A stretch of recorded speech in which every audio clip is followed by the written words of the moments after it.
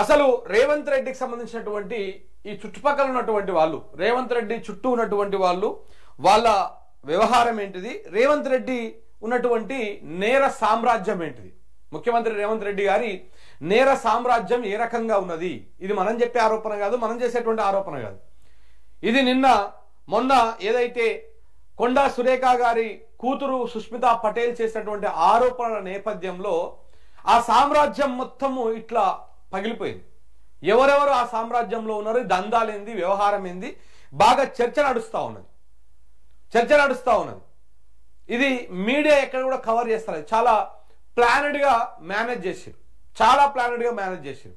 ఎక్కడ కూడా Konda Surekha issue topic చర్చ కాకుండా మీడియాను చాలా బాగా అద్భుతంగా మేనేజ్ చేసింది ఈ ప్రభుత్వం. భయపడ్డది మీడియా ఒక రకంగా. ఎన్టీవీ లాంటి ఛానళ్ళు కూడా కనీసం దాని మీద బ్రేకింగ్ చేసి అడావుట్ చేయలేకపోతా ఉన్నాయి. మేమే నెంబర్ 1 అని చెప్పుకుంటా ఉంటాయి ఛానల్స్. ఎందుకు అడావుట్ చేయలేకపోయినాయి? ఎందుకంటే ఒక క్యాబినెట్ మంత్రి కుటుంబమే ముఖ్యమంత్రి మీద ఆరోపణలు చేసింది, ముఖ్యమంత్రికి చాలా సన్నిహితంగా ఉన్నటువంటి వాళ్ళ మీద ఆరోపణలు చేసింది, ముఖ్యమంత్రి కుటుంబం మీద ఆరోపణలు చేసింది. అది పెద్ద చర్చ అవుతుంది. సో కాబట్టి దాని మీద ఏ మీడియా ఛానల్ కూడా రాయలేదు, చేయలేదు. కానీ నిన్న ఒక సోషల్ మీడియాలో ఒక చర్చ బాగా నడుస్తూ ఉన్నది. అసలు రేవంత్ రెడ్డి గారి సామ్రాజ్యం ఎలా ఉంటుంది, ఏ రకంగా ఉంటుంది. ఇందులో ఇంకొక ఫోటో మర్చిపోయారు మనోళ్ళు, వేం నరేందర్ రెడ్డి ఫోటో మర్చిపోయారు. సో ఆ ఫోటో కూడా ఉండాలి ఇందులో. యాక్చువల్గా రేవంత్ రెడ్డి నేర సామ్రాజ్యము ఏంటిది, ఏ రకంగా ఉన్నది. ఎందుకంటే ఈ ముచ్చట ఎందుకు వచ్చిందంటే నిన్న సుష్మితా పటేల్ మొన్న చేసినటువంటి వ్యాఖ్యల నేపథ్యంలో ఈ మొత్తం వ్యవహారం వచ్చింది. అందులో ఆమె ఫస్ట్ చేసినటువంటి వ్యాఖ్య మీకు అది చూపిస్తాను ఒకసారి. దీని వెనకాల రేవంత్ రెడ్డి ఉన్నట్టే కదా, గన్ నుంచి పంపిస్తే అన్నాడు. డెక్కన్ సిమెంట్స్ కి సంబంధించిన డెక్కన్ సిమెంట్స్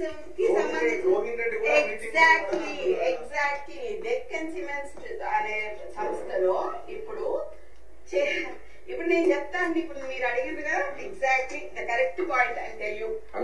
ఇది సిఎంఓ నుంచి వచ్చిన, ఇది సిఎంఓ. మీరు please come here I tell you. ఎందుకంటే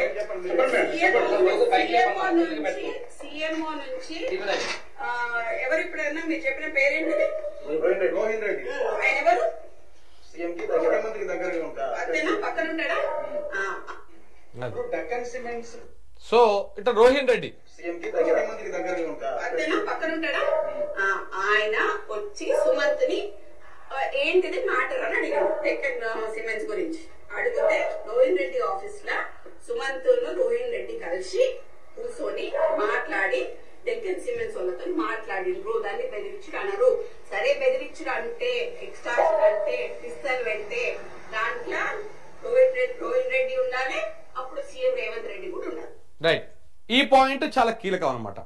ఇందులో రోహిన్ రెడ్డి ఉండాలి. ఒకవేళ ఆ పిస్టోల్ పెట్టి బెదిరించిరు అనుకో, ఇన్ కేసు ఒకవేళ బెదిరించినట్టు ఆరోపణలు చేసి ఇప్పుడు ఏదైతే సుమంత్ని అరెస్ట్ చేయడానికి పోలీసులు వచ్చి హంగామా చేస్తా ఉన్నారో, ఒకవేళ సుమంత్ ఆ డెక్కన్ సిమెంట్స్ వాళ్లకు పిస్తోల్ పెట్టి బెదిరించి ఎక్స్టార్షన్ చేస్తే, ఈ ఎక్స్టార్షన్ లో ఈ మొత్తం బెదిరింపు వ్యవహారంలో రోహిన్ రెడ్డి ఉండాలి.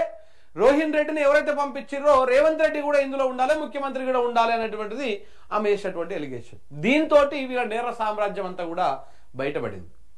ఇది రేవంత్ రెడ్డి గారి నేర సామ్రాజ్యం మొత్తం కూడా ఇట్లా పెళ్లు బుక్కినట్టు బయటపడిపోయింది. ఈ వ్యాఖ్యలు చాలా కీలకం. ఇది ఎవరో ఆషామాషా వ్యక్తియో లేకపోతే ఏదో సాధారణంగా ఒక బీఆర్ఎస్ పార్టీకి సంబంధించినటువంటి వాళ్ళు, బీజేపీకి సంబంధించినటువంటి వాళ్ళు మాట్లాడితే కొట్టిపరేసేవాళ్ళు కాంగ్రెస్ నాయకులు. కానీ స్వయంగా ఈమె మంత్రి కూతురు, కొండా సురేఖ మంత్రి కూతురు ఈమె సుష్మితా పటేల్. కొండా సురేఖకు ఆల్రెడీ కొంత మంత్రివర్గంలో పొంగులేటి శ్రీనివాసరెడ్డికి వీళ్ళందరికీ కూడా కొంత క్లాసెస్ వచ్చిన విషయం తెలిసింది. ఈ మొత్తం వ్యవహారాన్ని మనం మొత్తం ఒక వీడియోలో కూడా కంప్లీట్ గా వివరించడం జరిగింది. ఏమైంది, ఎందుకు, అసలు ఈ సుమంత్ ఎవరు, ఈ వ్యవహారం అంతా ఏంటిది, ఏమైంది అనేది.